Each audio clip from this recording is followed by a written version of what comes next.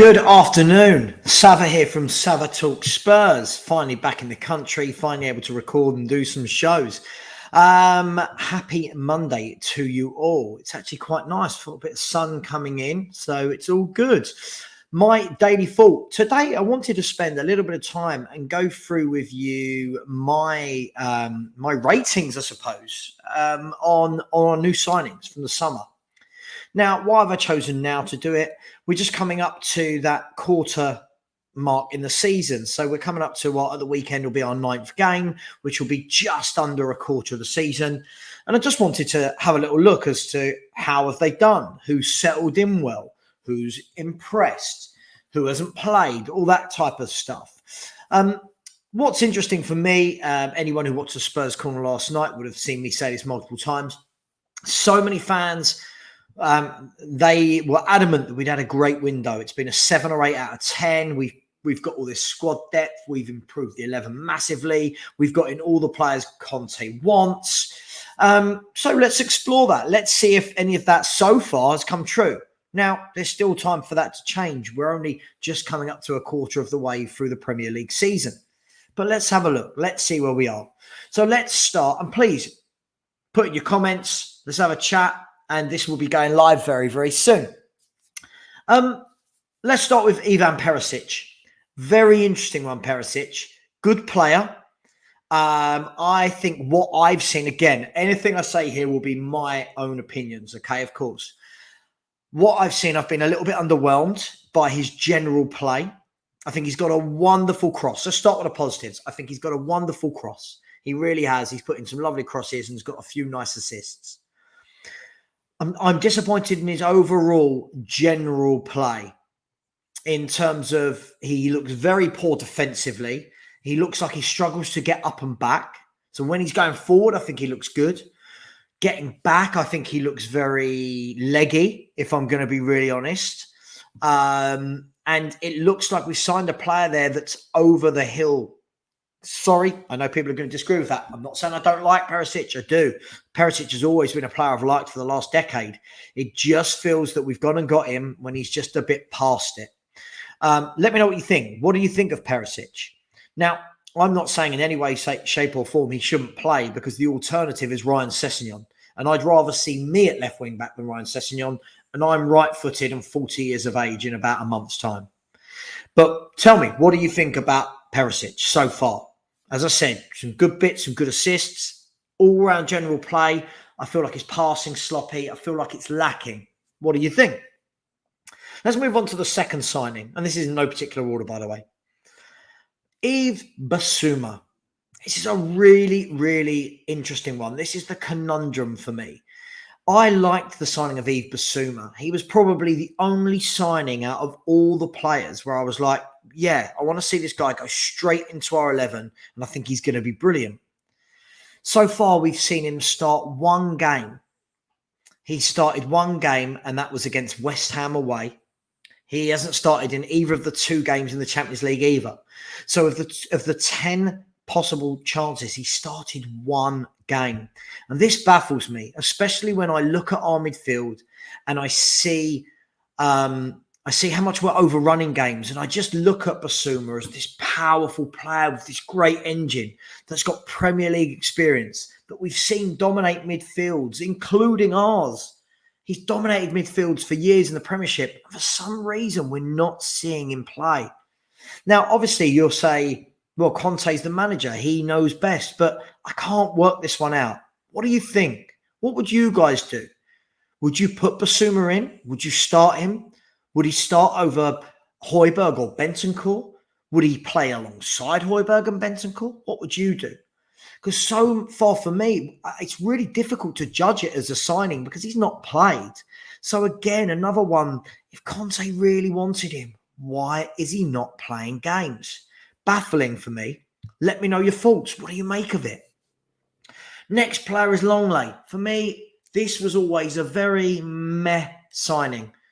Don't hate the player. Don't really rate the player. I just feel he's just a steady Eddie, almost a cheap loan option as opposed to actually going out and buying what Antonio Conte wanted. As we said in the summer, some of us, for me, this wasn't a Conte signing. If it was, he would have started from day one and we would see much more from him. But I get the feeling he's only playing now because Ben Davies is out injured. So for me, again, it's been a bit meh. He's good on the ball. Defensively, is he strong enough? Is he good enough in the air? I've not seen anything that makes me go, wow. I thought he had a good game when he came in against Fulham. I thought he looked decent. But in the other games, he's not stood out. It just seems, again, very steady Eddie. Tell me your thoughts. So again, that's the first three where I've not really felt anything apart from Perisic's assists. I've not really felt anything from them. Not thought that, that's exactly why we signed that player. Then we'll look at Fraser Forster and we'll move on from Fraser Forster because he's not played a minute of football. Now, that's understandable. He's been brought in as a backup keeper. I have no problems with that signing. And I'm sure that when he was offered to Conte, Conte said, that's a solid backup keeper. So for that, I don't really feel there's a lot that can be said. Then we move on to Richarlison. Richarlison for me is an interesting one. I feel like he's done some good bits in a Spurs shirt. I think you can't fault him on his work rate, his effort, his tenacity. He gets stuck in. I do think that the quality is lacking from what I've seen. This is a guy now that's played 7 league games for Spurs, hasn't scored a goal, but has almost got cult-like status for some reason. I'm not sure. Yes, he got the 2 goals in the Champions League, the 2 headers against 10-man Marseille. Fair play to him. But in general, I'm struggling to see what was the 60 million for. Was there not someone we could have got that would have worked that hard and been a sub-striker for less than 60 million and spent that money elsewhere, like on a centre-half or a right wing-back? So again, I don't dislike the signing. He wasn't my first choice. I think he's an okay player. I do feel that a lot of fans are going way overboard about a guy that still hasn't scored in the Premier League for us. What do you think? Tell me what you think. Richarlison, it's only a quarter of the season, but a hit, miss. Why doesn't he score goals? What's going on? Do we like him for his shithousery? Or do we like him because he's quality? Now, what people will say to this, I know they will, is look what he does for Brazil. Difference is we're not Brazil. We're Tottenham Hotspur. And he's not the main striker here like he is for Brazil. So what do you guys think? Please leave your thoughts in the comments. The last one, this is the one we all said in the summer, Jed Spence. I had months of people in my comments on YouTube saying to me, I don't know football. Jed Spence is brilliant. Antonio Conte wants him. He's better than anything we've got. He's been immense against Premier League teams. I think it was Arsenal and Leicester that he played last year in FA Cup. And he looked very good. And I was told he was going to be brilliant. Conte has not started him a single game. As far as I can remember, someone will tell me if I'm wrong. I remember him coming on against Forest for about 10 minutes. I haven't seen him since, I don't believe. The fact that Antonio Conte came out and said he was a club signing should tell us all what we need to know.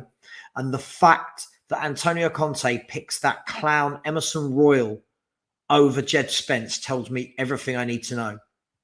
It's a shame. I'm at the stage where I didn't want Jed Spence. But now I'd love to see Jed Spence play because Emerson Royal, I've said it before, I'll say it again, is one of the worst footballers I've ever seen in the Spurs shirt. He is horrific. Absolute clown of a footballer. So that's our signings so far. It's 6 signings. I'll be honest, if I had to judge them as a collective, I would give it a solid 3 out of 10.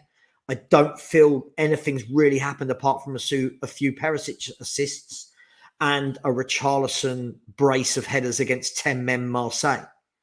So for me, the window has been exactly what I thought it would be, which is an overwhelming flop at this stage. I want to make that clear. When we're talking about the now.